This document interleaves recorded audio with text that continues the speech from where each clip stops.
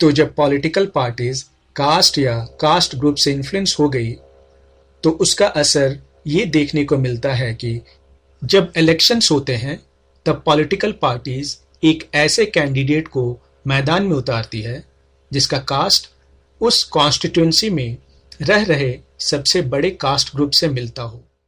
यहाँ पर ये 10 लोग थे, इनकी वोट की वैल्यू 1, इनका टोटल वोट का वैल्यू कितना हो गया 10। वहीं पर लोअर कास्ट जो थे ये 50 लोग थे, इनकी वोट की वैल्यू 1 और इनका टोटल वैल्यू कितना हो गया 50 का हो गया। अब जो पॉलिटिकल पार्टीज हैं उनको झक मारकर इन लोअर कास्ट के लोगों के पास आना पड़ेगा क्योंकि इनके पास वोट की वैल्यूज ज़्यादा है। Hello everyone, welcome back to my channel. आप सभी का फिर से स्वागत है। I hope you all are doing well. उम्मीद करता हूँ कि आप फिट, फाइन एंड हेल्दी होंगे।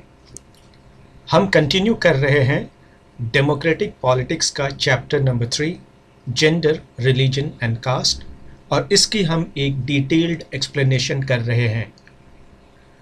पिछले वीडियो में हमने पढ़ा था रिलीजन, कम्युनलिज्म एंड पॉलिटिक्स। इस वीडियो में, जो कि इस चैप्टर का 4th वीडियो है, हम लोग पढ़ने वाले हैं कास्ट एंड पॉलिटिक्स। तो चलिए स्टार्ट करते हैं।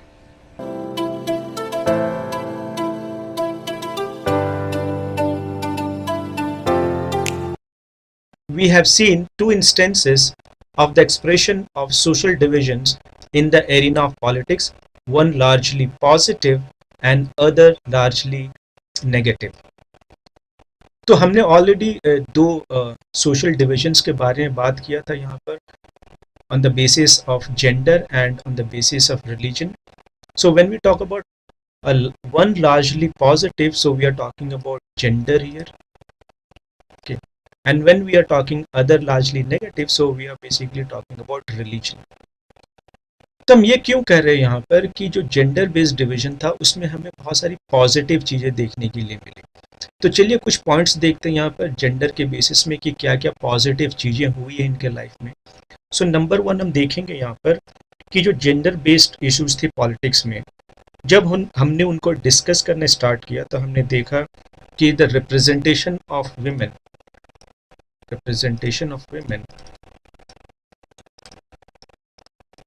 Has increased in public life. ठीक है, पब्लिक लाइफ में उनका रिप्रेजेंटेशन बढ़ गया। तो ये पहला पॉजिटिव इम्पैक्ट हमने देखा। हमने और कौन सा पॉजिटिव पॉइंट देखा? हमने और एक पॉजिटिव पॉइंट ये देखा कि हमने बहुत सारे लीगल चेंजेस किए, हमने इक्वल वेजेस की बात की उनके लिए। This is one of the positive things we have done. Then we have done reservation for women in local bodies. Local bodies में यानी कि हमारे पंचायत एंड म्यूनिसिपैलिटीज़ में हमने उनको रिजर्वेशन दिया। खैर अब तो रिजर्वेशंस लोकसभा में एंड विधानसभा में भी उनको मिलने लगा है। तो हमने देखा कि बहुत सारी पॉजिटिव चेंजेस हुए। और एक पॉजिटिव चेंज की बात करते हैं हम लोग यहाँ पर कि हमने यहाँ पर देखा कि जो जेंडर के रूल हुआ करते थे, ठीक है, उसमें भी बहुत सारे चेंजेस हुए। जेंडर रोल के ऊपर में बहुत सारे चेंजेस हुए। पहले जो रोल्स, जो ऑक्यूपेशंस विमेन नहीं किया करती थी, अब वो सारे रोल्स और वो सारे ऑक्यूपेशंस में वो आने लगे। तो हमने देखा कि जब हम जेंडर बेस्ड एक्सप्रेशंस की बात करते हैं यहाँ पर, तो they are largely positive. But when we talk about religion, हम क्या देखते हैं कि it is basically largely negative in its expression. तो किस तरह से ये नेगेटिव है? तो फर्स्ट पॉइंट हम ये कह सकते हैं कि अगर हम रिलीजन को पॉलिटिक्स में लेकर आते हैं तो हम देखते हैं यहाँ पर कि इसके वजह से कम्युनलिज्म हो जाता है, यानी कि लोगों के बीच में, दो धर्मों के बीच में तनाव पैदा होता है, कम्युनल राइट्स हो सकते हैं। हम साथ ही साथ ये देखेंगे कि जब रिलीजन पॉलिटिक्स में घुस जाता है या उसके अंदर आता है तो यहाँ पर क्या होता है कि हम लोग रिलीजियस इंटॉलरेंस को देखते हैं और साथ ही साथ हम हेट्रेड भी देखते हैं यहाँ पर दो धर्मों के बीच में। तो ये सारे इसके नेगेटिव पॉइंट्स हैं। और एक नेगेटिव पॉइंट हम ये भी कह सकते हैं कि इट थ्रेटन्स नेशनल यूनिटी। हमने आयरलैंड का केस देखा था कि किस तरह से वहाँ पर उनकी जो नेशनल यूनिटी थी वो खतरे में आ गए थे और किस तरह से आयरलैंड दो कंट्रीज में डिवाइड हो गए। तो जब हम बात करते हैं gender based expression in politics की, तो हम देखते हैं कि it has mostly positive implications. और जब हम बात करते हैं expression of religion in politics, तो हम देखते हैं कि it has mainly negative implications in the society. तो आई होप आपको ये समझ में आएगी कि किस तरह से gender expressions have mostly positive impact and religious expressions have mostly negative impacts in the society. Let us turn to our final case, that of caste and politics, that has both positive and negative aspects. तो अब हम बात करने वाले हैं cast and politics की, और जब हम इसकी बात करेंगे तो हमें यहाँ पर पॉजिटिव एस्पेक्ट्स भी दिखाई पड़ेंगे एंड नेगेटिव एस्पेक्ट्स भी दिखाई पड़ेंगे। तो चलिए आगे बढ़ते हैं। Unlike gender and religion, caste division is special to India. क्या बात कर रहे हैं? तो बात दरअसल ये है कि जब हम कास्ट डिविजन्स की बात करते हैं, तो ये जो कास्ट डिवीजन हमने देखा अभी थोड़ी देर पहले, ये कास्ट डिवीजन हमें सिर्फ इंडिया में दिखाई पड़ता है, किसी और कंट्री में दिखाई नहीं देता है। All societies have some kind of social inequality and some form of division of labour. In most societies occupation are passed on from one generation to another. तो हमने देखा कि हर समाज में किसी न किसी तरह से क्या होगा कि डिवीजन ऑफ लेबर को लेकर वहाँ पर इनइक्वालिटी देखने के लिए मिलेगी। कुछ काम ऐसे रहेंगे जिनको अच्छा काम माना जाएगा, कुछ काम ऐसे रहेंगे जिनको अच्छा नहीं माना जाएगा उस समाज में। और क्या होगा कि ये जो ऑक्यूपेशन है वो one generation to the next generation क्या होती है, मूव भी करती है, और it is passed on to the next generation. Caste system is an extreme form of this. When we say extreme form of this, it means occupation that is passed on from one generation to another. Second, the division of labor. जो हमने division of labor किया है कि कौन कौन सा काम करेगा, जैसे हमने ऑलरेडी देखा कि 4 तरह के जो हमने सेग्रीगेशन किए कि कौन कौन सा काम करेगा और किस तरह से वही काम नेक्स्ट जनरेशन को क्या कर दिया जाएगा, पास ऑन कर दिया जाएगा। तो जब हम कास्ट सिस्टम की बात करते हैं तो ये एक एक्सट्रीम फॉर्म है, यानी कि अब आप क्या कर सकते हो कि आप अपने कास्ट से मूव नहीं कर सकते हो टू द नेक्स्ट कास्ट और to the other caste.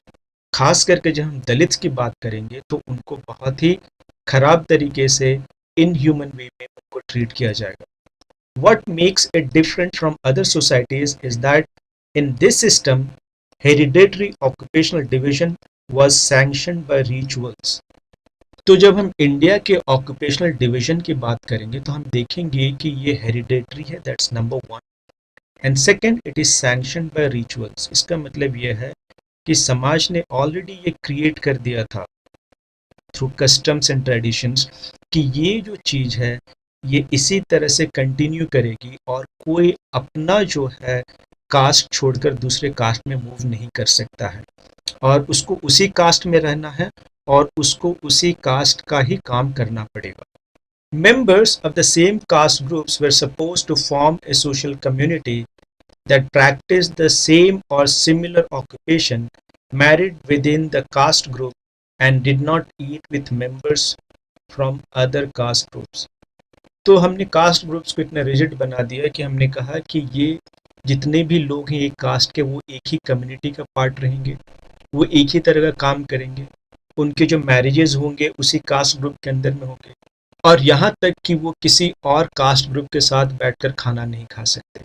Caste system was based on exclusion and discrimination against the outcast group. तो यहाँ पर जब हम आउटकास्ट ग्रुप की बात करते हैं तो हम बेसिकली यहाँ पर दलित्स की बात करते हैं आज के डेट पे। So we have excluded Dalits from the mainstream society, we have marginalised them, and because of this क्या होगा कि हम लोग देखेंगे कि उनके साथ जो ट्रीटमेंट होगी, the kind of exploitation that they are going to face is very tragic.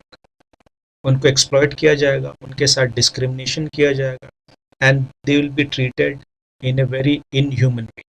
They were subjected to the inhuman practice of untouchability about which you have studied in class 9th.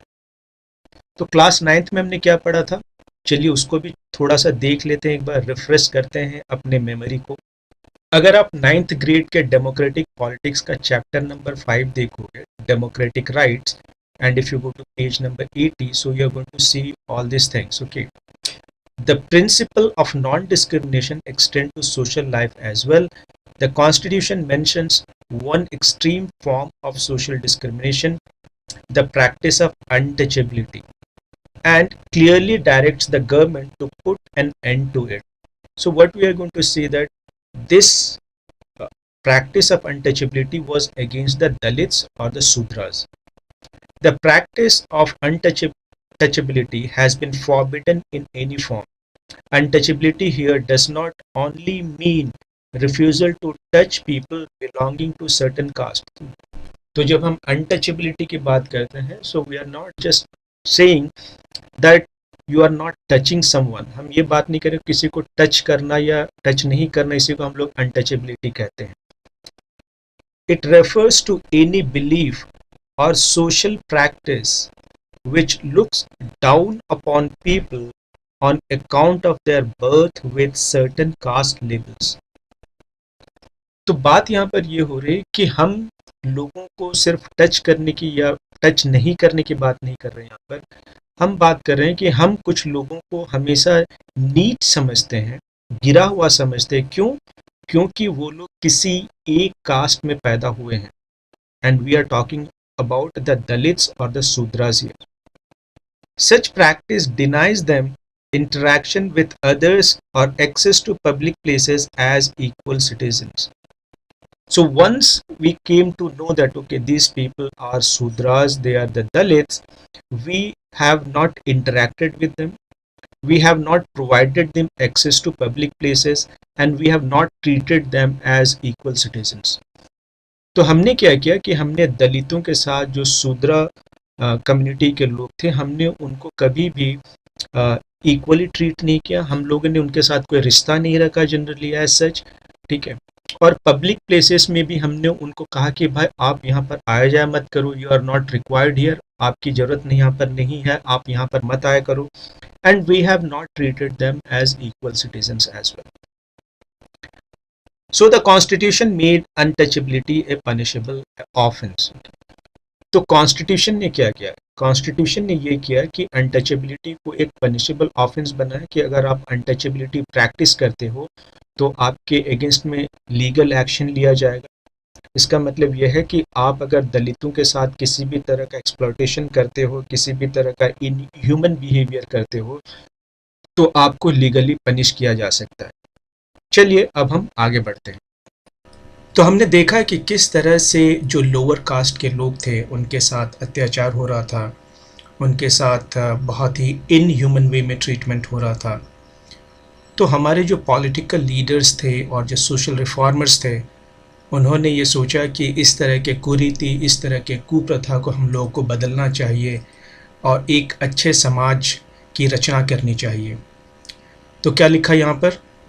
That is why political leaders and social reformers like Jyotiba Phule, Gandhiji, B.R. Ambedkar and Periyar Ramaswamy Naicker advocated and worked to establish a society in which caste inequalities are absent.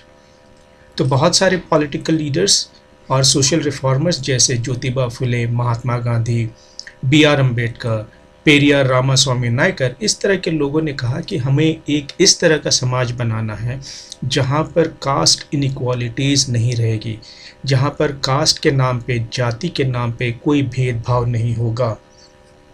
Partly due to their efforts and partly due to other socio-economic changes, caste and caste system in modern India have undergone great changes. तो समाज में बदलाव आया. जी हाँ, समाज में बदलाव आया. और उसका वजह क्या था? उसकी वजह ये थी कि यहाँ पर बहुत सारे पॉलिटिकल लीडर्स और सोशल रिफॉर्मर्स ने काम किया.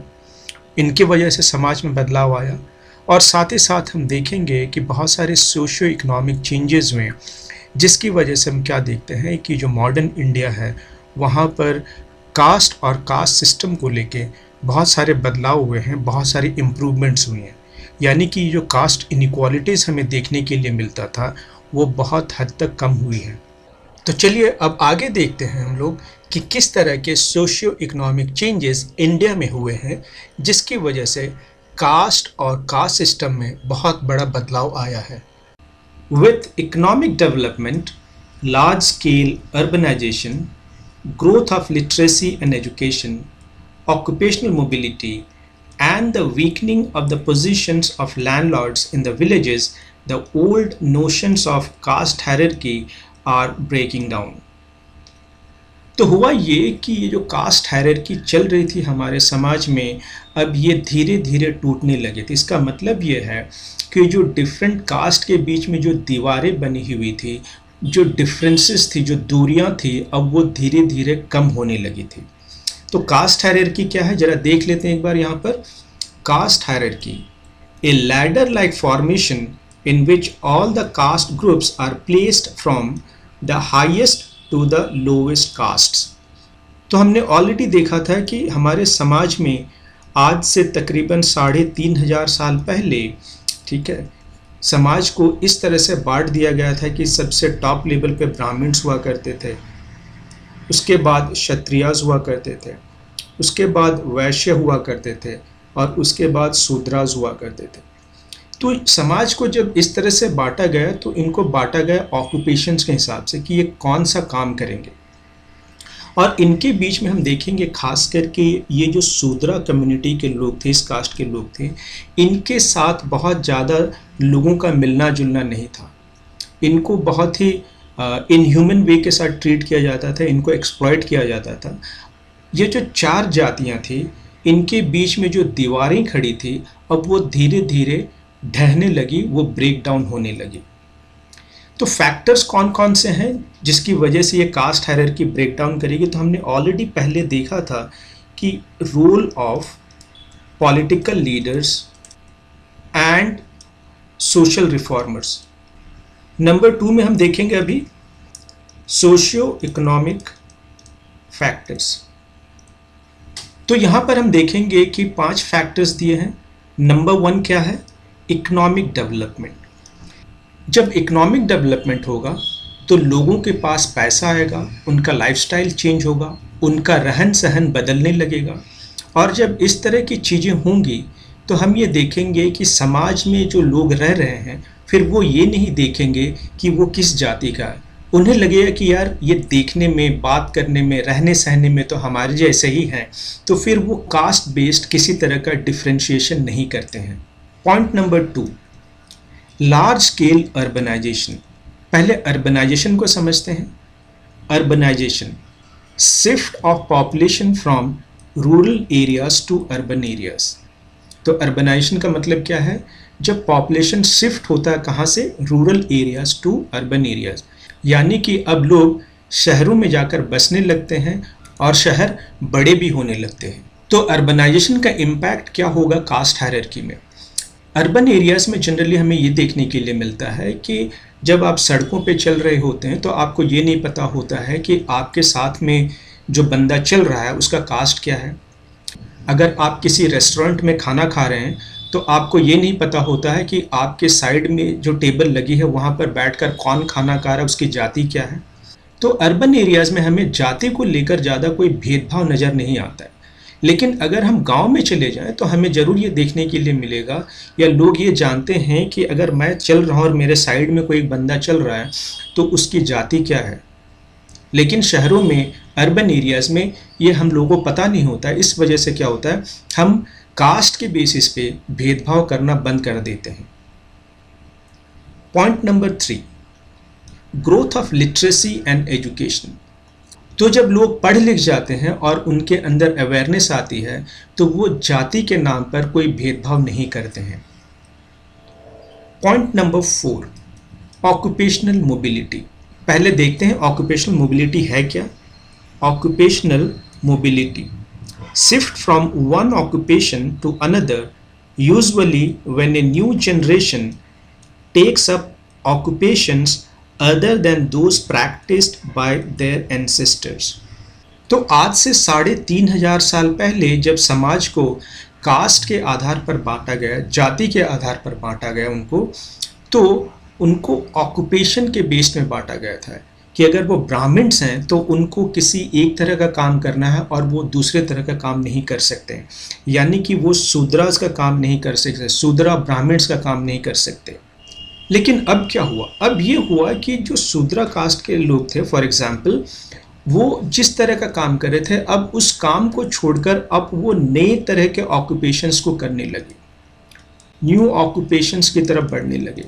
हो सकता है कि अब शूद्रा कास्ट का है लेकिन वो अब एक इंजीनियर बन गया, हो सकता है कि वो एक डॉक्टर बन गया।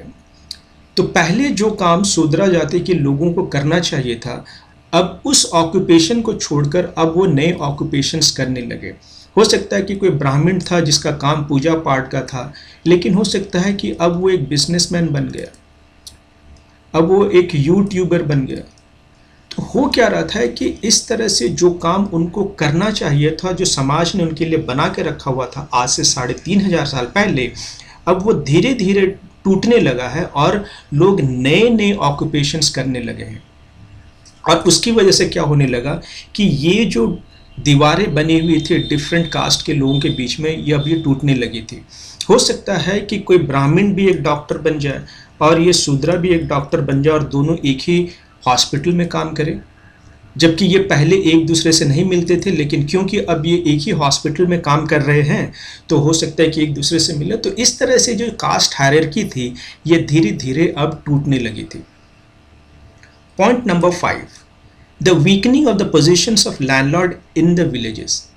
अगर हम लोग मिडिएवल एज में जाएं, हम लोग अगर मुगल एडमिनिस्ट्रेशन की बात करें तो वहाँ पर जो लैंडलॉर्ड्स हुआ करते थे, जो ज़मींदार हुआ करते थे, उनकी एक रिस्पॉन्सिबिलिटी ये भी थी कि वो ये देखे कि जो कास्ट हायरार्की है इसमें कोई छेड़खानी ना हो। अगर एक ब्राह्मण है तो ब्राह्मण का काम करे, एक शूद्रा है तो वो शूद्रा का काम करे, एक क्षत्रिय है तो वो क्षत्रिय का काम करे।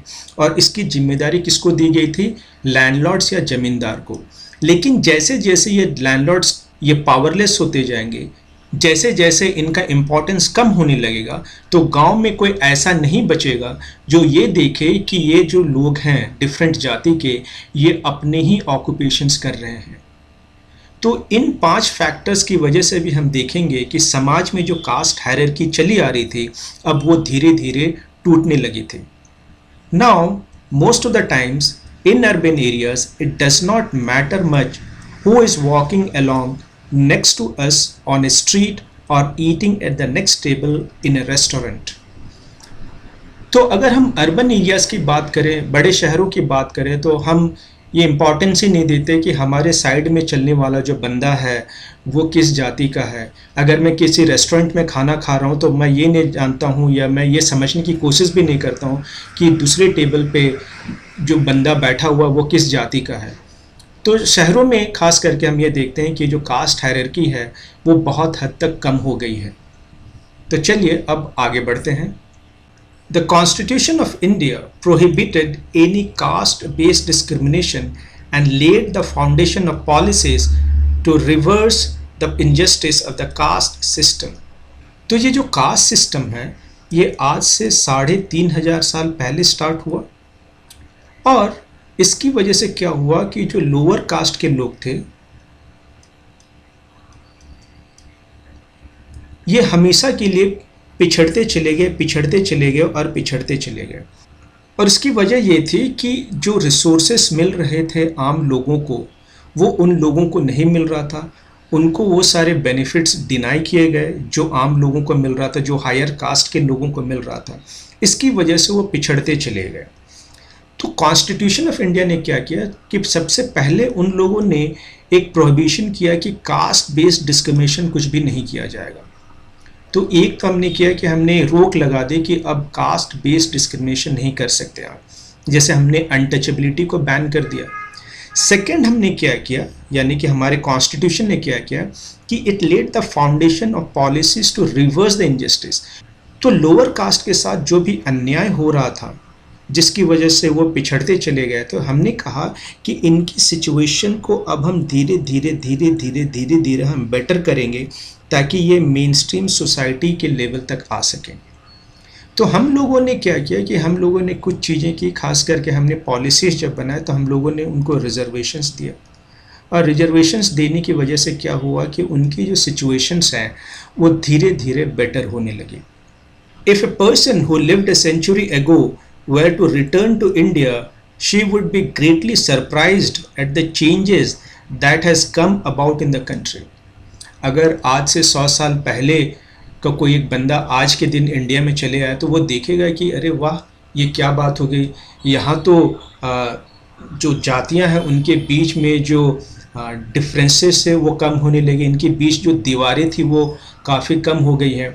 अब एक जाति के लोग दूसरे जाति के साथ मिल रहे हैं, उनके साथ काम कर रहे हैं, उनके साथ कोई भेदभाव नहीं हो रहा छोटी जातियों के साथ में. तो वो बंदा काफ़ी सरप्राइज हो जाएगा कि समाज कितना बदल चुका है. लेकिन इसके बावजूद भी कुछ प्रॉब्लम्स तो हैं अभी भी. Yet caste has not disappeared from the contemporary India. तो आज के इंडिया की बात करें तो कास्ट पूरी तरह से डिसअपियर नहीं हुआ, पूरी तरह से खो नहीं गया है, विलुप्त नहीं हो गया है. कास्ट बेस्ड डिस्क्रिमिनेशन आज भी हमें देखने के लिए मिलता है. Some of the older aspects of caste have persisted. तो जो ओल्डर एस्पेक्ट्स थे कास्ट के, specially with reference to marriages, वो आज भी हमें समाज में देखने के लिए मिलता है. कैसे? Even now most people marry within their own caste और ट्राइब. तो जो अंतरजातीय विवाह थे वो अभी भी नहीं हो रहे. यानी कि अगर आप किसी कास्ट के हो या सब कास्ट के हो तो आप अभी भी उसी कास्ट या उसी सब कास्ट में मैरी करते हो. आप अपने कास्ट को छोड़कर किसी दूसरे कास्ट के लड़के या लड़के से शादी नहीं करते हो. तो कास्ट का जो मैटर है वो पूरी तरह से ख़त्म नहीं हुआ है. या कास्ट बेस्ड जो डिस्क्रिमिनेशन है या जो दीवारें बनी हुई है वो पूरी तरह से टूटी नहीं है. अभी भी कुछ पार्ट्स हैं दीवार की जो अभी हमें तोड़ना बाकी है. Untouchability has not ended completely despite constitutional prohibitions. तो हमारे कॉन्स्टिट्यूशन ने तो अनटचेबिलिटी को बैन कर दिया है, इसको प्रोहिबिट कर दिया है, लेकिन अभी भी हमें समाज में बहुत सारे ऐसे इंसिडेंट्स देखने के लिए मिलते हैं जिससे हमें पता चलता है कि अनटचेबिलिटी अभी तक पूरी तरह से ख़त्म नहीं हुई है. Effects of centuries of advantages and disadvantages continue to be felt today. तो आज भी हम देखते हैं कि जो एडवांटेजेस थी हायर कास्ट को और जो डिसएडवांटेजेस थी लोअर कास्ट को वो आज भी चल रही है. The caste groups that had access to education under the old system have done very well in acquiring modern education as well. तो वो कास्ट ग्रुप जिनको पहले एजुकेशन लेने का प्रिविलेज था, जो स्कूल जाया करते थे और जिनको पढ़ने का अवसर मिला, वो आज की डेट में भी हम देखेंगे कि जो मॉडर्न एजुकेशन है उसको अच्छी तरह से प्राप्त कर रहे हैं. Those groups that did not have access to education और were prohibited from acquiring it have naturally lagged behind. तो वो जातियाँ जिनके पास एजुकेशन प्राप्त करने के अवसर नहीं थे या जिनको रोका गया एजुकेशन लेने से, वो क्या हुआ कि वो नेचुरली क्या हो गया, लैग्ड बिहाइंड रह गए, वो पीछे रह गए आज भी. जैसे कि हम देखेंगे कि पहले जो शूद्र कम्युनिटी के लोग थे उनको वेदों को पढ़ने का या उनको सुनने का भी वो अधिकार नहीं था कि वो वेदों को सुन सकें. जब हम डॉक्टर B.R. अम्बेडकर की बात करते हैं जिन्होंने हमारा संविधान लिखा है, उनके बारे में जब हम पढ़ते हैं तो पता चलता है कि उनको भी क्लास के अंदर बैठकर पढ़ना अलाउड नहीं था, वो क्लास के बाहर बैठकर ही पढ़ा करते थे. तो ऑब्वियस सी बात है कि जब लोगों को एक्सेस टू एजुकेशन नहीं होगा तो वो पिछड़े रह जाएंगे. That is why there is a disproportionately large proportion of upper caste among the urban middle class in our country. और इसकी वजह से क्या हो रहा है कि जब हम अर्बन एरियाज़ की बात करेंगे और वहाँ पर अर्बन एरियाज़ में ख़ास करके मिडिल क्लास की बात करेंगे तो वहाँ पर हमें अपर कास्ट के जो लोग हैं वो ज़्यादा दिखाई पड़ेंगे. क्यों?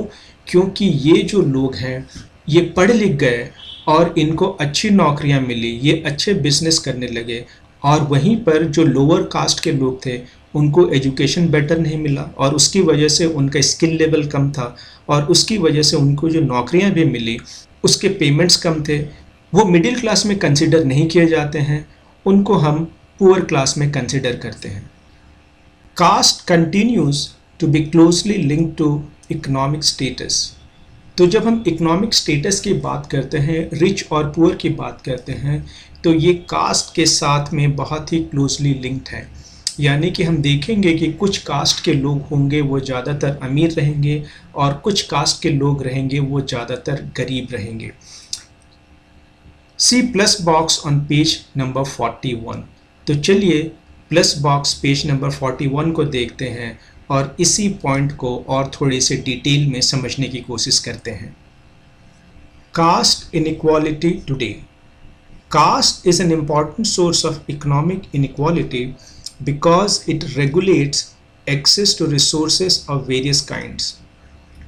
For example, in the past, the so-called untouchables castes were denied the right to own land, while only the so-called twice-born castes had the right to education. तो यहाँ पर ये क्या कह रहा है कि अगर इकोनॉमिक इनइक्वालिटी है समाज में, तो उसका एक इम्पॉर्टेंट सोर्स क्या है? कास्ट है। क्योंकि कास्ट के हिसाब से ही बहुत सारे लोगों को इकोनॉमिक रिसोर्सेस या तो मिलते थे या तो नहीं मिलते थे। यहाँ पर दिया गया एग्जाम्पल में कि जिसको हम अनटचेबल्स कहा करते थे, उन लोगों को ज़मीन खरीदने का कोई अधिकार नहीं था। तो अगर किसी को ज़मीन खरीदने का अधिकार नहीं होगा या रिसोर्सेस का अधिकार नहीं होगा, तो वो संपन्न कैसे होंगे, डेवलप कैसे होंगे, पैसा उनके पास कैसे आएगा? वहीं पर दूसरी तरफ हम देखेंगे कि वहाँ पर कुछ कास्ट इस तरह के होते थे जिन्हें हम ट्वाइस बॉर्न कास्ट कहते हैं, जिनको सिर्फ राइट टू एजुकेशन था, यानी कि सिर्फ वही शिक्षा प्राप्त कर सकते हैं वहाँ पर। तो ये ट्वाइस बॉर्न कौन हुआ करते थे? जनरली ये माना जाता है कि इस कास्ट के जो लोग हुआ करते थे उनका 2 जन्म हुआ करता था। नंबर 1, वो माँ के पेट से तो पैदा होते थे। दूसरा ये कि उनका एक तरह का रिचुअल किया जाता था और उस रिचुअल के बाद में क्या हुआ करता था कि उनको ये अधिकार मिलता था कि अब वो पढ़ लिख सके, और जब ये रिचुअल होता था तो कहा जाता है कि ये दूसरी बार पैदा हुआ है और अब इसे शिक्षा प्राप्त करने का अधिकार मिला है। तो ये चीज़ें क्या दर्शाती थी कि समाज में कुछ लोग ऐसे थे जिन्हें ज़मीन नहीं खरीदने का अधिकार था, वो खरीद नहीं सकते थे, जो अनटचेबल्स थे। वहीं पर कुछ लोग ऐसे थे जिनको शिक्षा प्राप्त करने का अधिकार था। अब मान लीजिए अगर एक लोअर कास्ट का इंसान है, उसे एजुकेशन प्राप्त करने का अवसर नहीं मिलेगा, तो क्या उसे एक अच्छा नौकरी मिलेगा? तो क्या उसका सोशल स्टेटस बेहतर होगा? नहीं होगा। Although this kind of explicit and formalized inequality based on caste is now outlawed, the effect of centuries of accumulated advantages and disadvantages continue to be felt. हालांकि अभी हमने क्या किया है कि इस तरह का कोई सिचुएशन हमें नहीं दिखाई पड़ता है कि जो अनटचेबल्स हैं उनको ज़मीन नहीं खरीदने दिया जाएगा, या सिर्फ वही लोग एजुकेशन प्राप्त कर सकते हैं जो ट्वाइस बॉर्न कास्ट से आते हैं, खास करके जो ब्राह्मण्स हो गए और अपर कास्ट के लोग हो गए। लेकिन ये जो हजारों साल से ये जो प्रथा चली आ रही थी, उसकी वजह से क्या हुआ कि अभी भी जो लोअर कास्ट के लोग हैं वो अच्छे से एजुकेशन प्राप्त नहीं कर पाते हैं। उनका जो सोशल स्टेटस है वो भी कुछ अच्छा खासा बेहतर नहीं हुआ है। Moreover, new kinds of inequalities have also developed. और धीरे धीरे हम ये भी देखेंगे कि अलग अलग तरीके के इनइक्वालिटीज़ जो हैं वो भी डेवलप करने लगे हैं अब, यानी कि पुराने इनइक्वालिटीज़ ख़त्म हो गए हैं और न्यू इनइक्वालिटीज़ ने जन्म ले लिया है। The relationship between caste and economic status has certainly changed a lot. Today, it is possible to find very rich and very poor people in every caste, whether high or low. तो हमें ये देखने के लिए मिलता है कि जो इकोनॉमिक स्टेटस है और जो कास्ट है और इनके बीच का जो रिलेशनशिप है वो काफ़ी हद तक चेंज हुआ है। इसका मतलब क्या है? इसका मतलब यह है कि पहले लोअर कास्ट के लोग गरीब हुआ करते थे और हायर कास्ट के जो लोग हैं वो अमीर हुआ करते थे, लेकिन अब इस तरह की चीज़ें नहीं रही हैं। इसका मतलब ये कि अब लोअर कास्ट के जो लोग हैं वो भी अमीर हो रहे हैं और जो हायर कास्ट के लोग हैं वो भी अब गरीब पाए जाते हैं। This was not true even 20 और 30 ईयर्स एगो। अगर हम आज से 20 या 30 साल पहले की बात करें तो हमें ये दिखाई पड़ता था कि जो हायर कास्ट के लोग हैं वो अमीर ही हुआ करते थे और जो लोअर कास्ट के लोग हैं वो गरीब ही हुआ करते थे, लेकिन अब ऐसा नहीं है। It was very rare indeed to find rich people among the lowest caste. तो पहले जो लोवेस्ट कास्ट के लोग हुआ करते थे उनमें एक अमीर इंसान को पाना एक आश्चर्यजनक बात थी। तो आज से 20-30 साल पहले अगर देखेंगे तो एक लोवेस्ट कास्ट में एक अमीर इंसान का पाना बहुत ही रेयर हुआ करता था, एक अजूबा हुआ करता था कि अच्छा ये लोवेस्ट कास्ट का है फिर भी ये अमीर है। However, as this evidence from the national sample survey shows, caste continues to be very strongly linked to economic status in many important ways। वैसे तो बहुत सारे बदलाव हुए हैं, इसका मतलब ये कि जो लोवेस्ट कास्ट के लोग थे अब वो भी अमीर होने लगे हैं, और हम ये भी देखते हैं कि जो हाईएस्ट कास्ट के लोग थे अब वो भी बिलो पॉवर्टी लाइन या वो गरीब हैं। लेकिन आज भी हम ये कह सकते हैं जो लोअर कास्ट के लोग हैं वो आज भी गरीब हैं और जो हायर कास्ट के लोग हैं वो आज भी अमीर हैं ज़्यादातर। तो चलिए आगे देखते हैं और क्या क्या लिखा है। The average economic status measured by criteria like monthly consumption expenditure of caste group still follows the old hierarchy।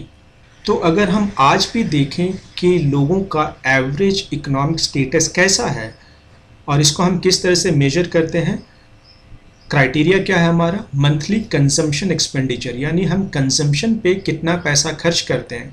तो हम देखेंगे कि हमारी जो ओल्ड हायरार्की थी ये उसी तरह से फॉलो हो रहा है। इसका मतलब ये कि जो अपर कास्ट के लोग हैं वो ज़्यादा पैसा खर्च करते हैं अपने कंजम्पशन पे as compared to Dalits and Adivasis.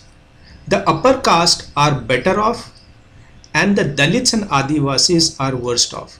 तो सबसे ज़्यादा पैसा कौन खर्च कर रहा है कंजम्पशन पे, अपर कास्ट के लोग, और सबसे कम कौन खर्च कर रहा है अपने कंजम्पशन पे, दलित्स एंड आदिवासीज कर रहे हैं। और उसके बीच में हम देखेंगे कि उससे थोड़ा बेहतर कौन करता है, बैकवर्ड क्लासेस के लोग, यानी कि सबसे ऊपर कौन है, अपर कास्ट के लोग, सबसे नीचे कौन है, दलित्स एंड आदिवासीज हैं, और बीच में हमें कौन दिखाई पड़ेगा, other backward classes. Next point पे चलते हैं। Although every caste has some poor members, the proportion living in extreme poverty below the official poverty line is much higher for the lowest caste and much lower for the upper caste, with the backward classes once again in between। तो जब हम poverty line की बात करें, मान लीजिए कि ये पॉवर्टी लाइन है, तो हम ये कह सकते हैं कि जो हाई कास्ट के लोग हैं, हायर कास्ट के लोग हैं, वो पॉवर्टी लाइन से बहुत ही ऊपर हैं, और वहीं पर हम देखेंगे कि जो लोअर कास्ट के लोग हैं वो बहुत ही नीचे हैं पॉवर्टी लाइन से। हायर कास्ट के लोगों के पास बहुत पैसा है, वहीं पर जो लोअर कास्ट के लोग हैं उनके पास बहुत ही कम पैसा है, और बैकवर्ड क्लासेस जो हैं, ओबीसी जो हैं, वो करीब करीब यहाँ पर आते हैं। Although every caste has some members who are rich, the upper caste are heavily over represented among the rich while the lower caste are severely under represented। तो जब हम कास्ट के बेसिस पे रिच और पुअर की बात करते हैं तो हम ये देखते हैं कि जो हायर कास्ट के लोग हैं यहाँ पर ज़्यादा लोग क्या हैं, ये अमीर हैं, ये रिच हैं, और यहीं पर अगर हम लोग लोअर कास्ट की बात करें कि लोअर कास्ट में कितने अमीर लोग हैं तो वो बहुत कम हैं जब हम रिच लोगों की बात करते हैं। वहीं पर जब हम पुअर लोगों की बात करेंगे तो हम देखेंगे कि हायर कास्ट के जो लोग हैं वो बहुत ही कम मिलेंगे हमें पुअर, और वहीं पर जो लोअर कास्ट के लोग हैं वो पुअर बहुत ज़्यादा मिलेंगे हमें। चलिए अब इस टेबल को ज़रा सा देखते हैं। Percentage of population living below the poverty line 1999 to 2000 का डेटा दिया गया यहाँ पर रूरल एरियाज़ दिया गया है और अर्बन एरियाज़ के हिसाब से यहाँ पर बाइफर्केशन है। तो schedule tribes and schedule caste को देखेंगे तो ये सबसे ज़्यादा बिलो पॉवर्टी लाइन हमें देखने के लिए मिलेगा, schedule caste and schedule tribe. वहीं पर अगर हम अपर कास्ट की बात करें, यहाँ पर हिंदू अपर कास्ट की बात करें तो सिर्फ 11.7% हमें रूरल एरियाज़ में दिखाई पड़ेंगे जो लोग पॉवर्टी लाइन से नीचे हैं, और अर्बन एरियाज़ में ये परसेंटेज 9.9% है। वहीं पर अगर हम लोग मुस्लिम अपर कास्ट की बात करेंगे यहाँ पर, तो ये 26.8% जो है ये पॉवर्टी लाइन के अंडर हैं और 34.2% अर्बन एरियाज़ में देखने के लिए मिलेगा। तो इस टेबल से ये साफ साफ पता चल जाता है कि जो हायर कास्ट के लोग हैं, वो ज़्यादातर अमीर होते हैं, वो ज़्यादातर रिच होते हैं, और जो लोअर कास्ट के जो लोग हैं वो ज़्यादातर पुअर होते हैं। चलिए वापस अपने स्लाइड की तरफ बढ़ते हैं। तो चलिए अब हम आगे बढ़ते हैं। तो अब हम देखने वाले हैं कास्ट इन पॉलिटिक्स। लेकिन इससे पहले कि हम कास्ट इन पॉलिटिक्स पे जाएं, हमारे पास और एक टॉपिक है थोड़ा आगे चलकर, जिसे हम कहते हैं पॉलिटिक्स इन कास्ट। अब ये जो दोनों टर्म्स हैं, caste in politics and politics in caste, ये स्टूडेंट्स को कंफ्यूज करता है। इसलिए पहले हम इन दो टर्म्स को समझेंगे और उसके बाद वापस इसी स्लाइड पे आएंगे और इन दोनों टर्म्स को हम बहुत ही डिटेल में समझेंगे।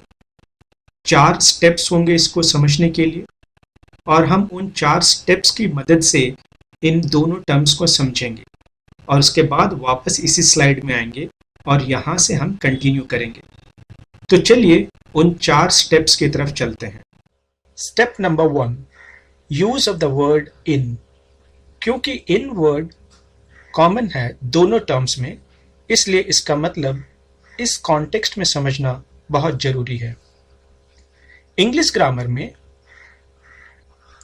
8 पार्ट्स ऑफ स्पीच होते हैं और उसमें से एक है प्रेपोजिशन। वैसे तो प्रेपोजिशन बहुत सारे होते हैं, लेकिन उनमें से 3 इन, ऑन और एट सबसे ज़्यादा इस्तेमाल किए जाते हैं। हम इसमें से इन की बात करेंगे। वैसे तो इन के मतलब बहुत सारे हैं और ये बहुत सारी जगह पे इस्तेमाल किए जाते हैं, पर हम यहाँ पर सिर्फ एक मीनिंग की बात करेंगे और वह मीनिंग है इनसाइड। हिंदी में कहें तो अंदर या के अंदर। और हम इसी मीनिंग को इस वीडियो में बार बार यूज करेंगे। एग्जाम्पल के तौर पे, the cat is in the box. बिल्ली बॉक्स के अंदर है। और एक एग्जाम्पल लेते हैं, आई एम इन पुणे। मैं पुणे में रहता हूं। मतलब ये कि मैं पुणे के ज्योग्राफिकल बाउंड्रीज के अंदर रहता हूं। स्टेप नंबर 2 है वेन डायग्राम। वेन डायग्राम में वेरियस शेप्स का इस्तेमाल करके हम 2 या उससे अधिक चीज़ों के रिलेशनशिप को समझते हैं या उनके बीच के इंटरैक्शंस को समझते हैं। जैसे कि यहाँ आप देख सकते हैं कि एक सर्कल बैट्समैन को रिप्रेजेंट कर रहा है और दूसरा सर्कल बॉलर को रिप्रेजेंट कर रहा है। अगर ये दोनों सर्कल्स मिल जाएंगे इस तरह, तो जो कॉमन एरिया है वह यह दिखाता है कि ये बैटिंग भी करते हैं और बॉलिंग भी करते हैं, यानी कि ऑलराउंडर हैं। आई होप यहाँ तक सब कुछ क्लियर है। अब आइए हम इसको अपने टॉपिक के हिसाब से समझने की कोशिश करते हैं। यहाँ पर 2 फ्रेंड्स हैं, रोहित और राहुल। मान लेते हैं कि रोहित एक अच्छा पब्लिक स्पीकर है और राहुल का रिटन कम्युनिकेशन अच्छा है। हो सकता है कि ये एक दूसरे से इन्फ्लुएंस हो जाएं और अपने अंदर कुछ चेंज या बदलाव लाएं। हो सकता है कि रोहित राहुल से इन्फ्लुएंस होकर अपना रिटन कम्युनिकेशन को बेहतर करे और उसी तरह से राहुल रोहित से इन्फ्लुएंस होकर अपना पब्लिक स्पीकिंग स्किल को इम्प्रूव करे।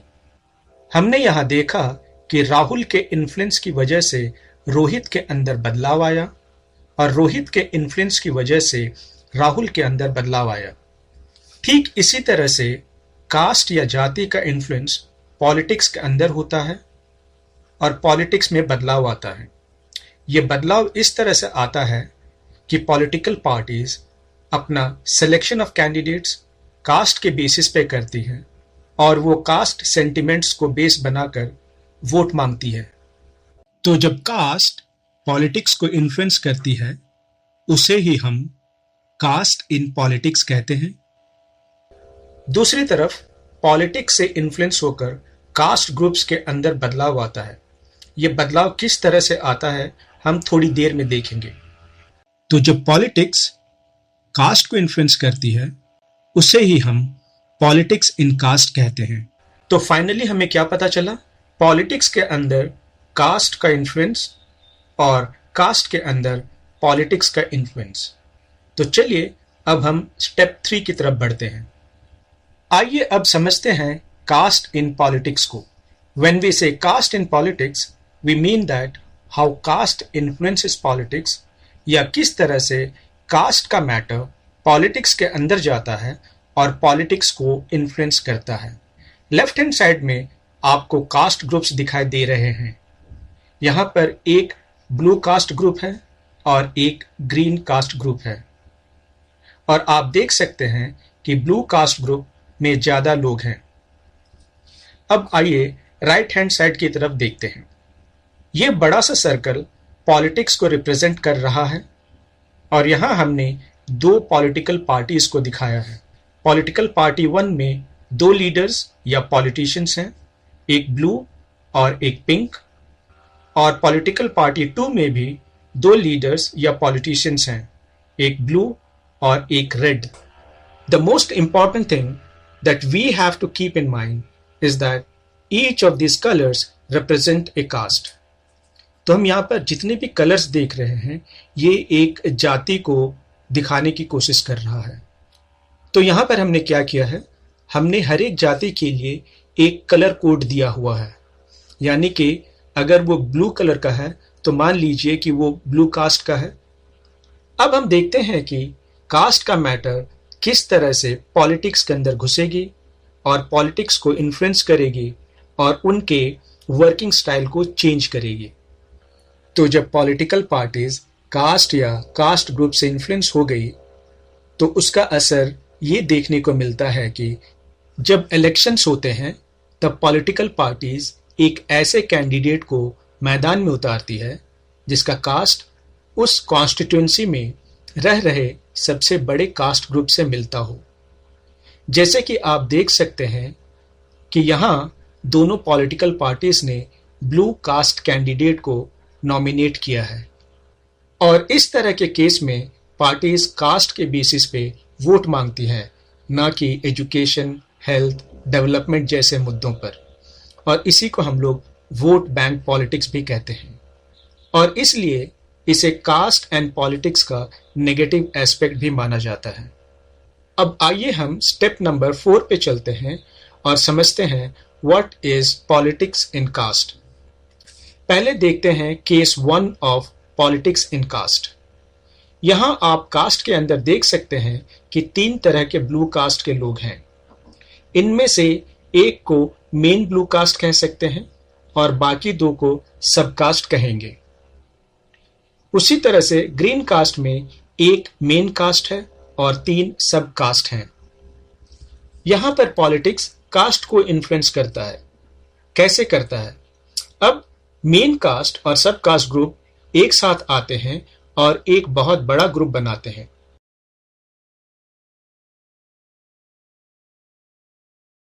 तो यहां पर हम देख सकते हैं कि कास्ट ग्रुप अपने सब कास्ट ग्रुप्स के साथ में मिलती है और एक बहुत बड़ा कोलिशन बनाती है। अब सवाल यह है कि why they make a bigger group. They make a bigger group so that they can negotiate well with the political parties for the welfare of their caste. तो यहां हमने देखा कास्ट ग्रुप के अंदर पॉलिटिकल पार्टीज का influence. चलिए अब देखते हैं case 2 of politics in cast.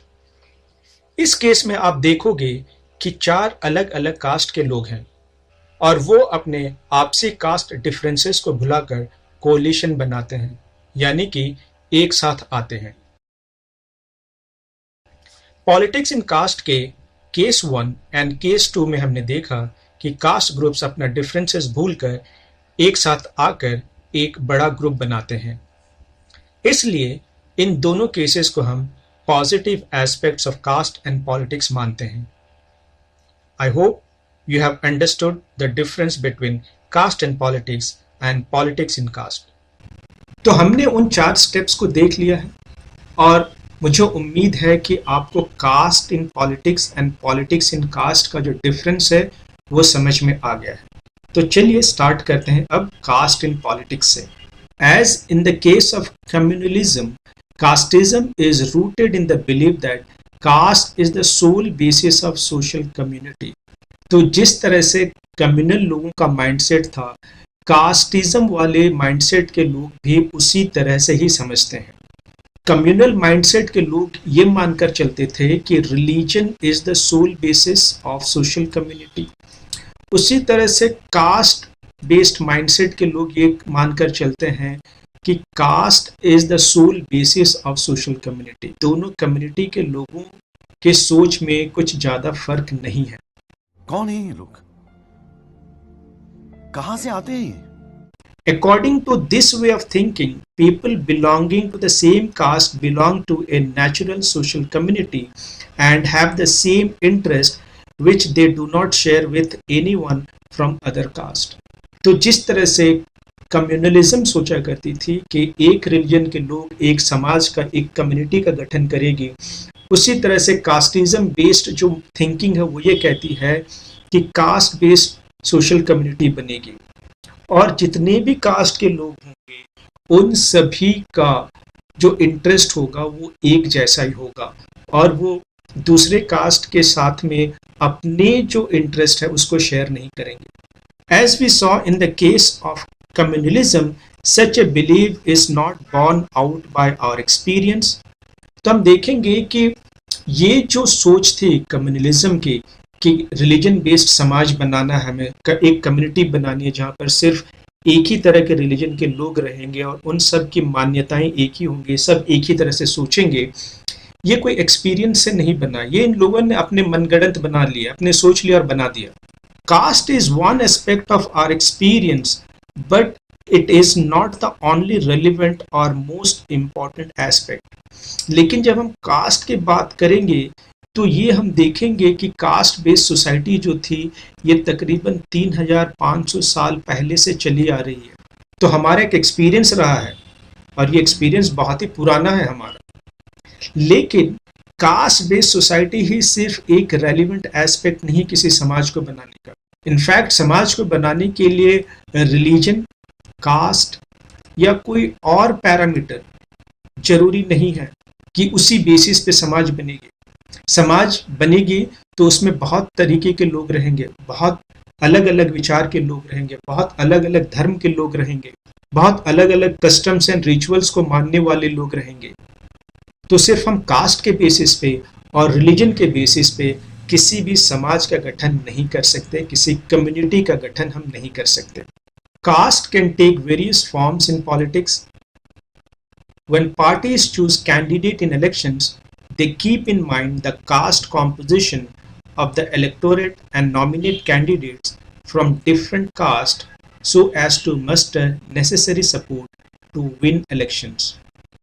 तो थोड़ी देर पहले ही हमने देखा कि अगर किसी कॉन्स्टिट्यूएंसी में एक मान लीजिए कि कोई आर कास्ट के लोग जो हैं ये सबसे ज़्यादा वहाँ पर रहते हैं, तो जो पॉलिटिकल पार्टीज होती हैं वो आर कास्ट कैंडिडेट को ही मैदान में उतारती है ताकि आर कास्ट के लोग अपने ही कास्ट के जो कैंडिडेट है उसको वोट करें।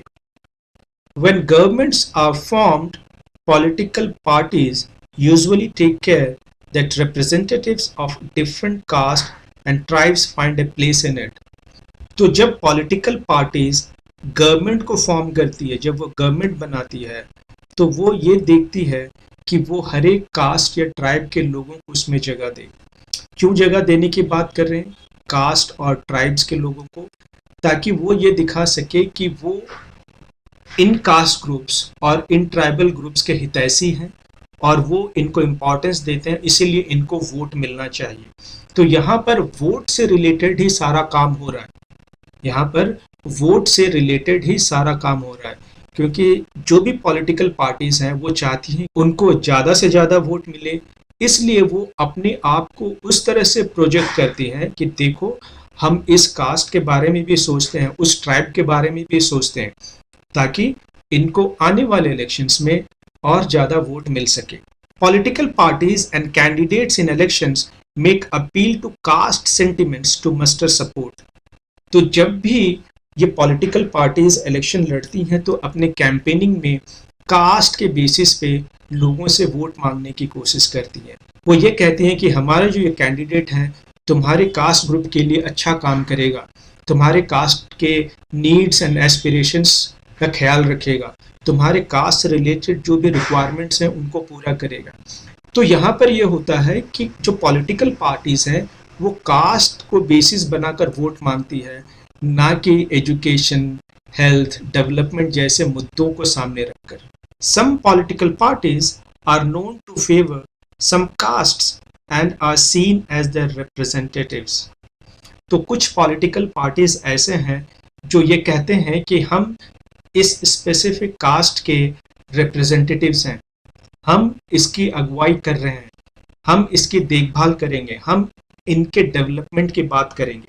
फॉर एग्जाम्पल अगर हम देखें कि हमारे पास एक पार्टी है जिसको हम लोग कहते हैं बहुजन समाज पार्टी, ये यूपी की पार्टी है और ये बेसिकली दलित्स के बारे में बहुत ज़्यादा काम करती है। वहाँ पर ये कहती है कि हम यहाँ पर जो दलित्स रह रहे हैं उत्तर प्रदेश में, हम उनके रिप्रेजेंटेटिव्स हैं। Universal adult franchise and the principle of one person, one vote compelled political leaders to gear up to the task of mobilizing and securing political support. तो जब concept of universal adult franchise आएगा और principle of one person one vote and one value आएगा, तो क्या होगा कि political leaders के लिए अब ये ज़रूरी हो गया था कि वो अब सब लोगों के पास जाएं और सबसे वोट मांगे। अगर वो अब सबसे वोट नहीं मांगेंगे तो उनके जीतने के चांसेस कम हो जाएंगे। कैसे होंगे? चलिए थोड़ा सा समझते हैं यूनिवर्सल एडल्ट फ्रेंचाइज को और principle of one person one vote and one value को। यूनिवर्सल एडल्ट फ्रेंचाइज क्या कहता है? यूनिवर्सल एडल्ट फ्रेंचाइज ये कहता है कि after a specific age everyone has the right to vote, यानी कि एक एज के बाद हर एक को वोट डालने का अधिकार होगा, किसी के साथ किसी तरह का कोई डिस्क्रिमिनेशन नहीं होगा कि उसे वोट डालने का अधिकार ना मिले। जैसे कि इंडिया के केस की बात करें हम, तो इंडिया में जैसे ही कोई 18 ईयर्स से अबव हो जाता है या उससे ज़्यादा का एज हो जाता है तो उसे ऑटोमेटिकली वोट डालने का अधिकार मिल जाता है। अगर आपको याद होगा फ्रेंच रेवोल्यूशन का, तो वहाँ पर दो तरह के सिटीजन्स थे, एक एक्टिव सिटीजन्स जिनको वोट डालने का अधिकार था और कुछ थे पैसिव सिटीजन्स जिनको वोट डालने का अधिकार नहीं था। इसका मतलब यह है कि वहाँ पर लिमिटेड फ्रेंचाइज था। जब हम यूनिवर्सल एडल्ट फ्रेंचाइज की बात करते हैं तो वहाँ पर हर किसी को वोट डालने का अधिकार होता है। अब हम इसको कास्ट से कैसे रिलेट करेंगे? चलिए मानकर चलते हैं कि हमारे पास है अपर कास्ट और हमारे पास है लोअर कास्ट। तो अगर सिर्फ अपर कास्ट को ही राइट टू वोट हो और लोअर कास्ट के पास राइट टू वोट नहीं है, तो क्या आपको लगता है कि जो पॉलिटिकल पार्टीज हैं वो लोअर कास्ट के लोगों के पास जाएंगे कभी उनसे वोट मांगने के लिए, या उनके मुद्दों को सुनेंगे कभी? क्योंकि लोअर कास्ट के लोग उन्हें वोट ही नहीं दे रहे हैं और वहीं पर वो सिर्फ अपर कास्ट के लोगों के पास जाएंगे क्योंकि यही लोग उन्हें जिता सकते हैं इलेक्शंस में। तो वो अब सिर्फ अपर कास्ट लोगों के पास ही जाएंगे। लेकिन जैसे ही हमारे पास यूनिवर्सल एडल्ट फ्रेंचाइज आएगा, यानी कि अब इनको भी राइट टू वोट मिल जाएगा। अब जब right to vote lower caste के लोगों को भी मिल गया है, इसका मतलब यह है कि अब पॉलिटिकल पार्टीज को इनके पास भी जाना पड़ेगा और इनके पास भी जाना पड़ेगा। तो इसका मतलब क्या है? इसका मतलब यह है कि अब पॉलिटिकल पार्टीज को लोअर कास्ट लोगों के पास भी जाना पड़ेगा क्योंकि उनके पास अब राइट टू वोट है लाइक द अपर कास्ट।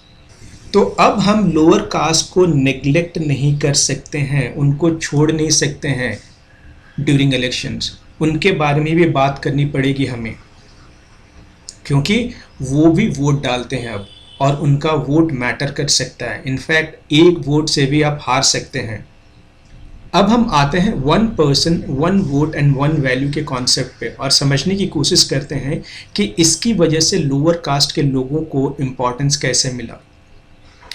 तो मान के चलिए कि हमारे पास एक कॉन्स्टिट्यूंसी है जहाँ पर अपर कास्ट के लोग कितने हमारे पास में 10 लोग हैं और हमारे पास लोअर कास्ट के कितने लोग हैं, मान लीजिए कि 50 लोग हैं। और हम बात करते हैं अब वैल्यू ऑफ वोट की कि एक वोट की वैल्यू क्या होगी। मान लीजिए कि अपर कास्ट के जो लोग हैं उनकी वोट की वैल्यू 10 है और वहीं पर लोअर कास्ट के जो लोग हैं उनके वोट की वैल्यू 1 है। यानी कि अपर कास्ट का एक बंदा वोट डालने के लिए जाएगा तो 10 वोटों की गिनती होगी, वहीं पर लोअर कास्ट का एक बंदा जाएगा तो उसके वोट की वैल्यू 1 होगी। तो यहाँ पर टोटल वैल्यू क्या हो गया, यहाँ पर टोटल वैल्यू हो गया 100 और यहाँ पर टोटल वैल्यू क्या हो गया 50। तो अगर वोट की वैल्यूज अलग अलग होंगे तो इसका इम्पैक्ट क्या होगा कि टोटल वैल्यूज पे इम्पैक्ट आएगा इसका। अब मान लीजिए कि कोई भी पॉलिटिकल पार्टी है इस तरह के सिचुएशन में, तो क्या वो लोअर कास्ट के लोगों के पास जाएगी वोट मांगने के लिए? उम्मीद कम है कि वो उनके पास जाएगी, क्योंकि अगर ये सिर्फ अपर कास्ट के लोगों के पास भी चले गए और इनको यहाँ से सिर्फ 6 वोट्स भी मिल गया तो इनको टोटल 60 वोट्स मिल गए। और अगर इनके पूरे के पूरे 50 लोग भी वोट देंगे तो यहाँ पर इनको सिर्फ 50 वोट मिलेगा।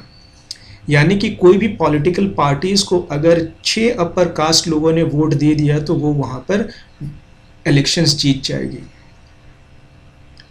लेकिन हमने क्या किया कि हमने जब कहा कि one person one vote one value होगा तो सिचुएशन पूरी की पूरी बदल गई। यहाँ पर ये 10 लोग थे, इनकी वोट की वैल्यू 1, इनका टोटल वोट का वैल्यू कितना हो गया 10। वहीं पर लोअर कास्ट जो थे ये 50 लोग थे, इनकी वोट की वैल्यू 1 और इनका टोटल वैल्यू कितना हो गया 50 का हो गया। अब जो पॉलिटिकल पार्टीज हैं उनको झक मारकर इन लोअर कास्ट के लोगों के पास आना पड़ेगा, क्योंकि इनके पास वोट की वैल्यूज ज़्यादा है। तो पहले अगर हम one person one vote one value नहीं रखते तो सिर्फ अपर कास्ट के लोगों को ही इम्पोर्टेंस मिलता, लोअर कास्ट के लोगों को कोई पूछता ही नहीं। क्योंकि one person one vote one value का कॉन्सेप्ट हमने रखा है, इसीलिए अब पॉलिटिकल पार्टीज लोअर कास्ट के लोगों को भी इम्पोर्टेंस दे रही है। तो जब यूनिवर्सल एडल्ट फ्रेंचाइज आएगा, one person one vote one value का कॉन्सेप्ट आएगा, तो जो लोअर कास्ट के लोग थे उनको इम्पोर्टेंस मिलेगी। क्या बात है सर, क्या बात है सर, क्या बात है, ये बात है, अरे सर क्या बात है। अब पॉलिटिकल पार्टीज उनके पास भी आएंगी और कहेंगी कि हमें वोट दो, क्योंकि वो अब जानने लगी हैं कि अगर लोअर कास्ट के लोग हमें वोट नहीं करेंगे तो हमें इलेक्शंस में जीतना मुश्किल हो जाएगा। आई होप आपको ये पॉइंट समझ में आ गया है। तो चलिए हम वापस चलते हैं स्लाइड पे। It has also brought new consciousness among the people of castes that were hitherto treated as inferior and low।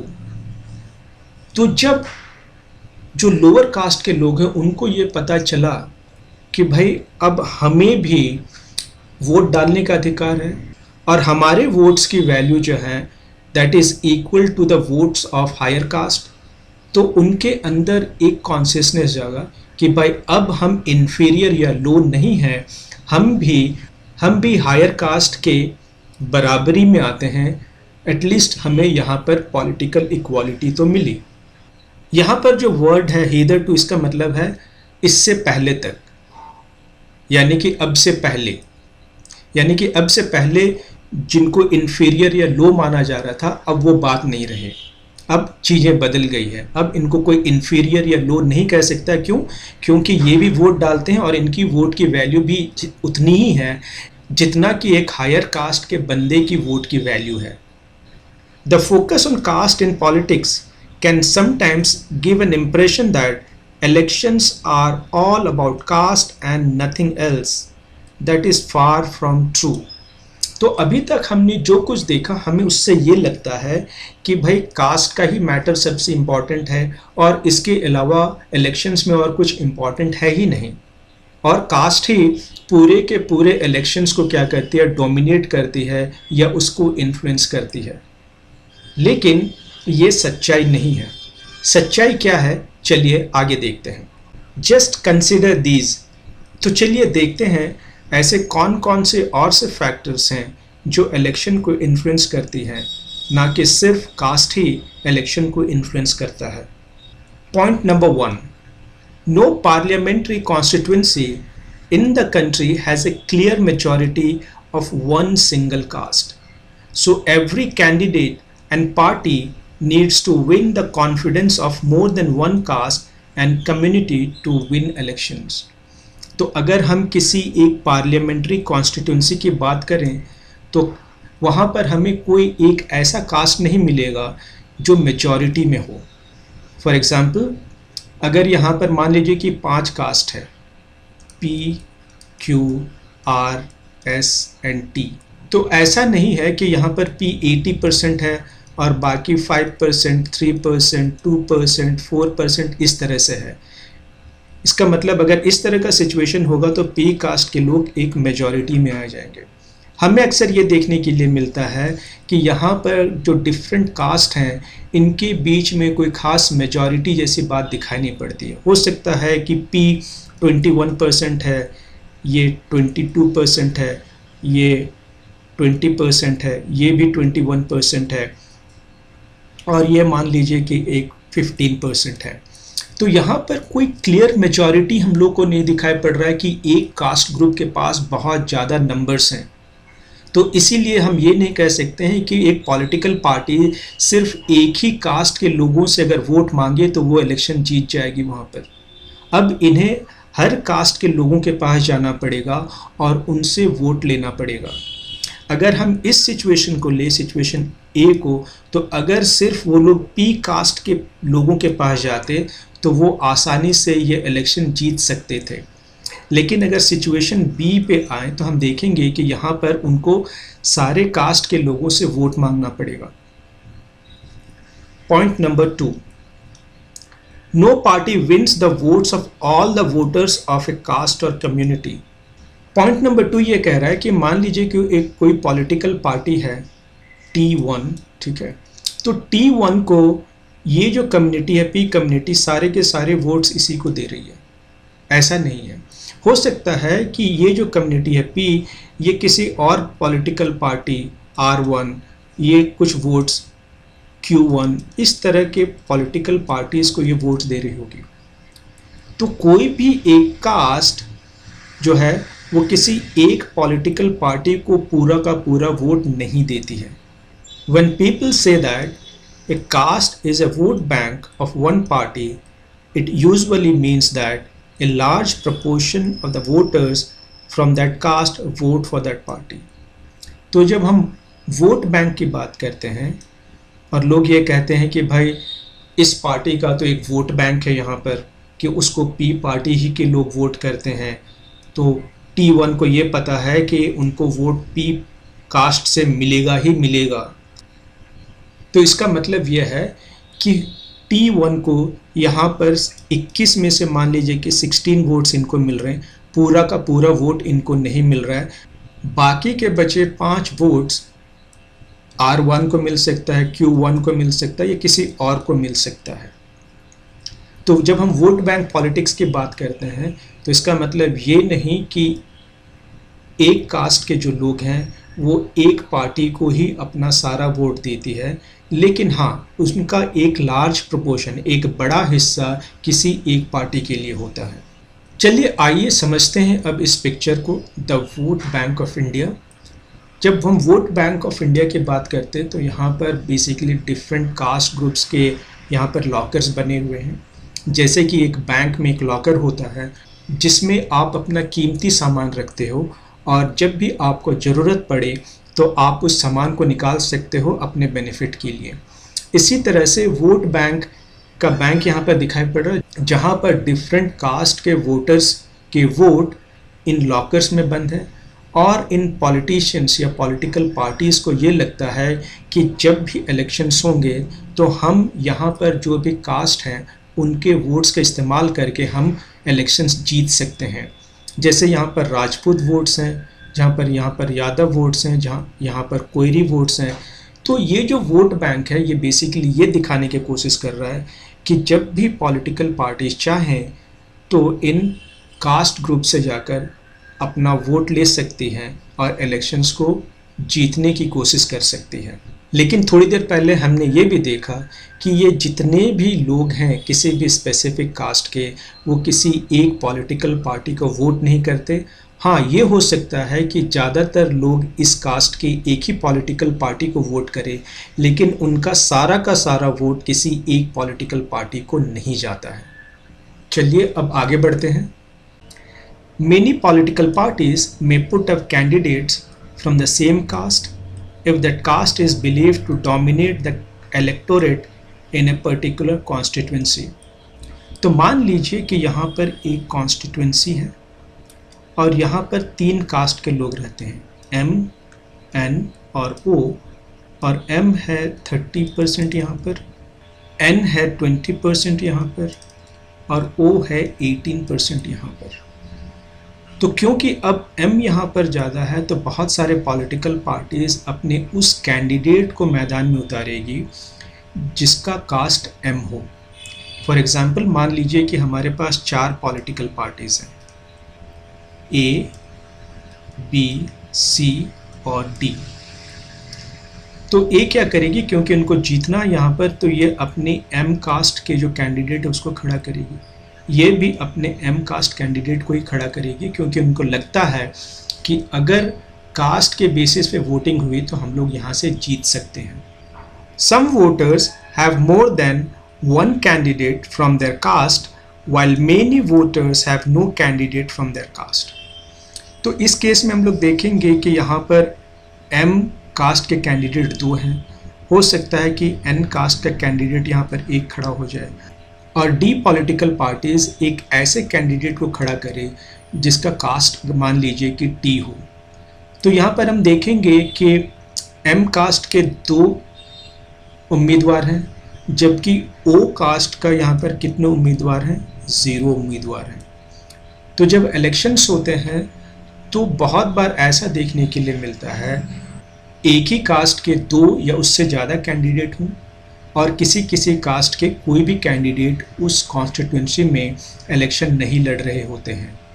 The ruling party and the sitting MP और MLA frequently lose elections in our country.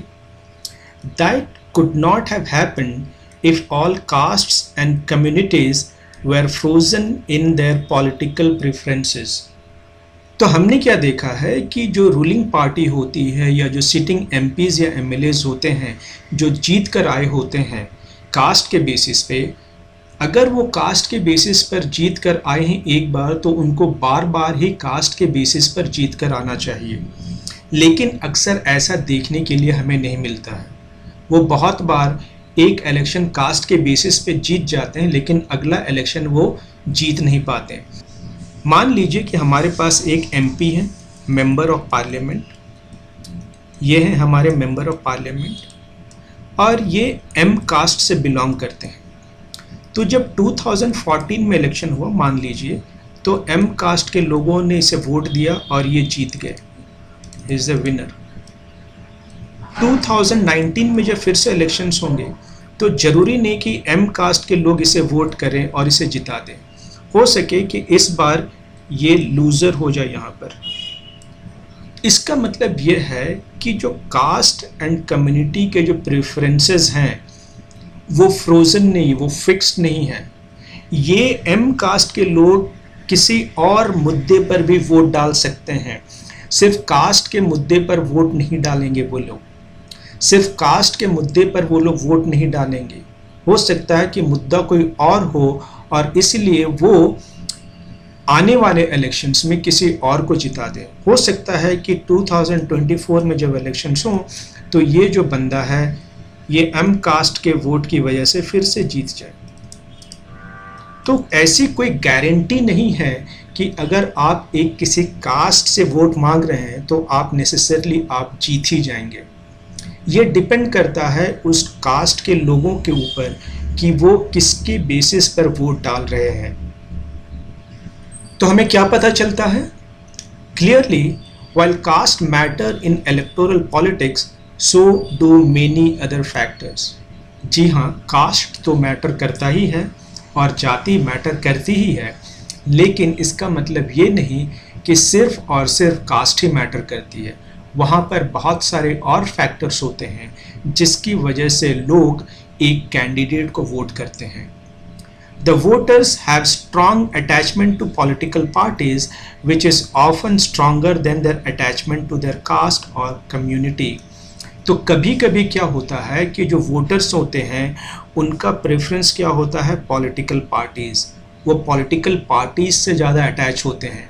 वो नहीं देखते हैं कि किस cast का candidate है, वो ये देखते हैं कि वो किस पार्टी का कैंडिडेट है। और अब क्योंकि वो पॉलिटिकल पार्टी को पसंद करते हैं तो वो कैंडिडेट चाहे किसी भी कास्ट का हो, वो उस पॉलिटिकल पार्टी के हिसाब से उसको वोट करते हैं, ना कि अपने कास्ट के बेसिस पे। People within the same caste और community have different interest depending on their economic conditions. तो हो सकता है कि एक ही कास्ट में अमीर और गरीब लोग वहाँ पर हो और उनके इंटरेस्ट अलग अलग हो कि वो वोट किसको दें। मान लीजिए कि एक कॉन्स्टिट्यूंसी में एम कास्ट के लोग हों और वहाँ पर जो 50% एम कास्ट के लोग हैं वो पुअर हैं और 50% जो लोग हैं वहाँ पर एम कास्ट के वो रिच हैं।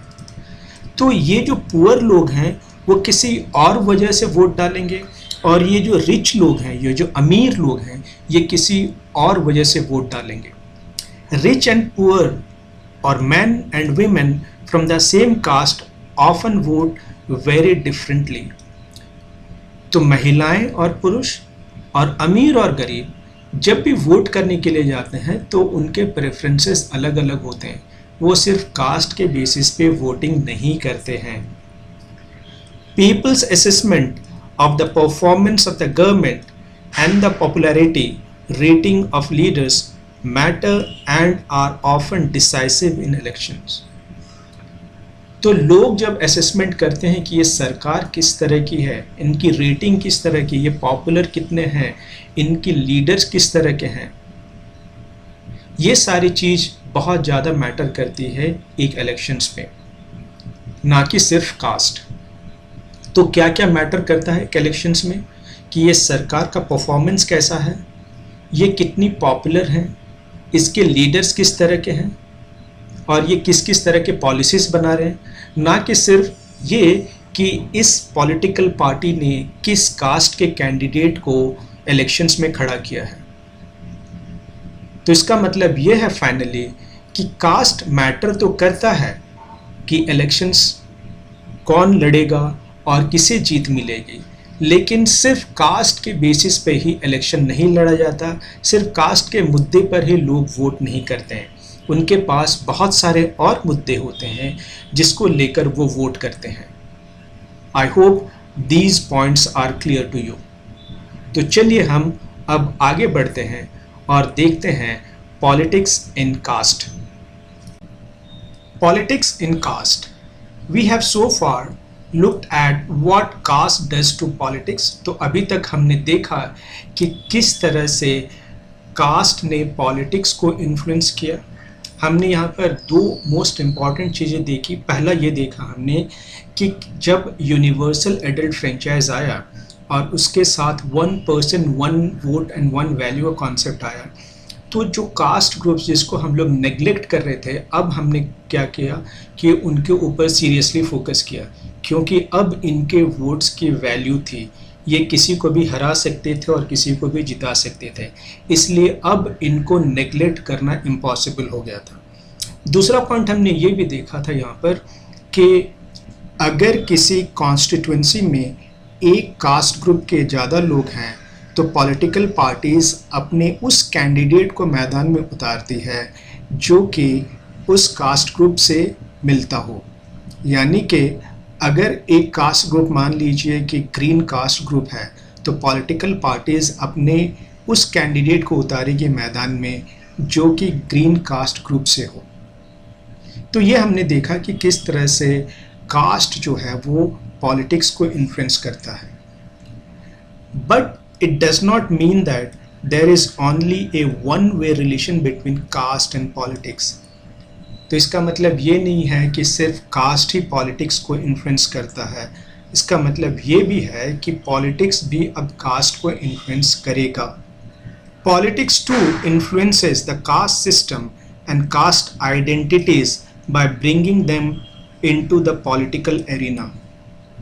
यानी कि अब कास्ट सिस्टम और कास्ट आइडेंटिटी को कौन इन्फ्लुएंस करेगा? पॉलिटिक्स इन्फ्लुएंस करेगा।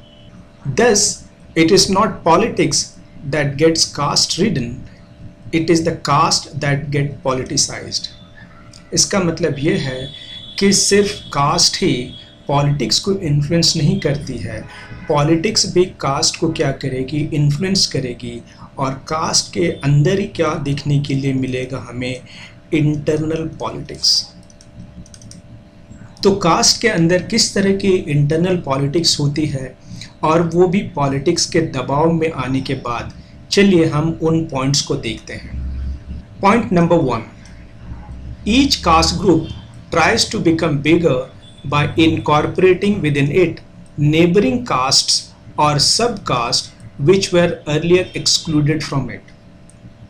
तो अब क्या होगी कि जो कास्ट है, जो मेन कास्ट है, ठीक है, और जो सब कास्ट है M1, M2, M3 इस तरह से मान के चलते हैं। तो अगर M जो है ये मेन कास्ट है और M1, M2, M3 ये सब कास्ट है, तो ये अपने अंदर में कुछ पॉलिटिक्स खेलेंगी और ये अपने आप को एक बड़ा ग्रुप बनाएगी। Point number 2, various caste groups are required to enter into a coalition with other caste or communities and thus enter into a dialogue and negotiations. तो अब डिफरेंट कास्ट के लोग, मान लीजिए कि M कास्ट है, P कास्ट है, Q cast है और R कास्ट है, ये 4 अलग अलग कास्ट के लोग हैं। अब ये अपने बीच में डायलॉग और नेगोशिएशंस करेंगे।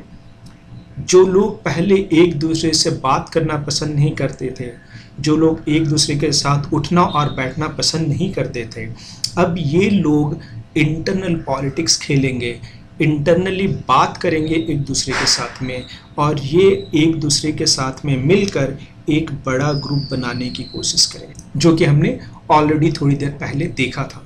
तो यहाँ पर क्या हो रहा है? यहाँ पर ये हो रहा है कि जो कास्ट डिफरेंसेस थे वो भुला दिए गए अब, और इन कास्ट ग्रुप्स ने सोचा कि हम मिलजुल कर एक बड़ा ग्रुप बनाते हैं और साथ में मिलकर काम करते हैं। Point number 3, new kinds of caste groups have come up in the political arena like backward and forward caste groups. तो अब पॉलिटिक्स में हमें बैकवर्ड कास्ट ग्रुप और फॉरवर्ड कास्ट ग्रुप्स भी देखने के लिए मिलता है।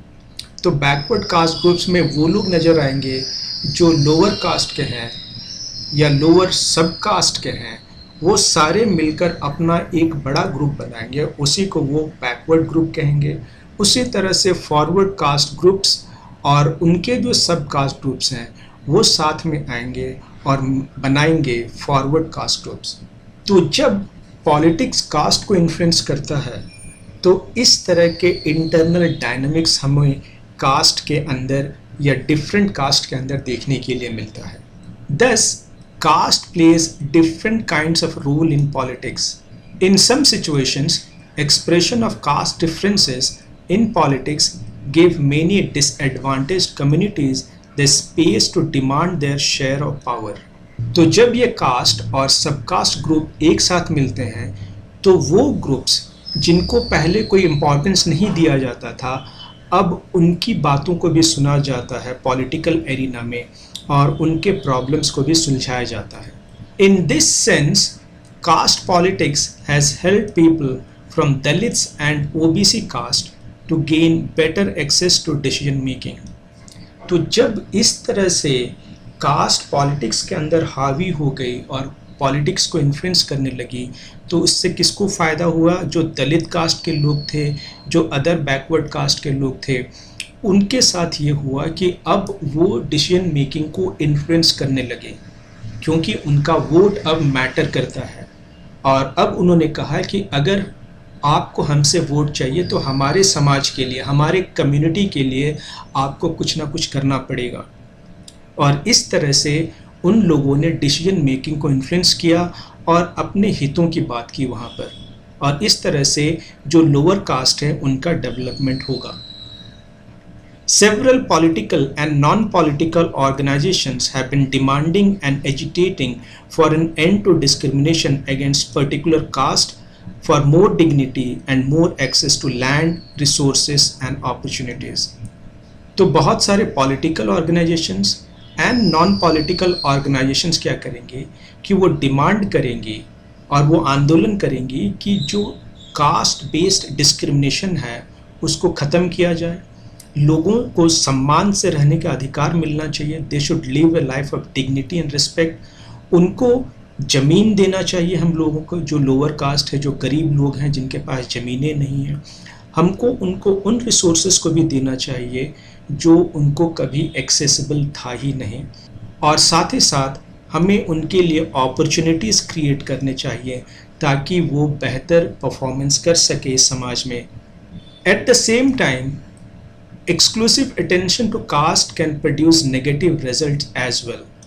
अगर हम सिर्फ कास्ट के बेसिस पे ही लोगों को अटेंशन देते रहें तो इसका नेगेटिव इम्पैक्ट भी हो सकता है। As in the case of religion, politics based on caste identity alone is not very healthy in a democracy.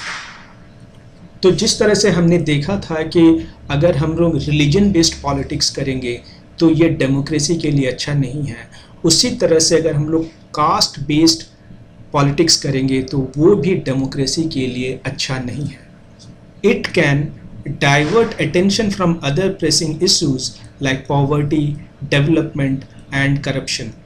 तो अगर हम सिर्फ कास्ट के बेसिस या रिलीजन के बेसिस पे ही वोट करने लगे या डेमोक्रेसी को चलाएं तो जो दूसरे इम्पॉर्टेंट इश्यूज़ हैं जैसे कि पॉवर्टी को ख़त्म करना, डेवलपमेंट करना, करप्शन को ख़त्म करना, इन सब मुद्दों के बारे में कभी बात ही नहीं होगी। In some cases caste division leads to tension, conflict and even violence. तो कभी कभी हम लोग को ये देखने के लिए मिलता है कि कास्ट डिवीजन की वजह से टेंशन्स क्रिएट होते हैं समाज के अंदर में, दो जातियों के बीच में लड़ाई झगड़े होते हैं और कभी कभी दंगे भी होते हैं। तो इससे हमें ये पता चलता है कि हमें रिलीजन बेस्ड और कास्ट बेस्ड पॉलिटिक्स से दूर रहना चाहिए। So with this we come to the end of this chapter. इसी के साथ हम इस चैप्टर को अब यहाँ पर हम एंड करते हैं। अगर आपको ये वीडियो अच्छा लगा है तो इसे लाइक करें और इस चैनल को सब्सक्राइब करें।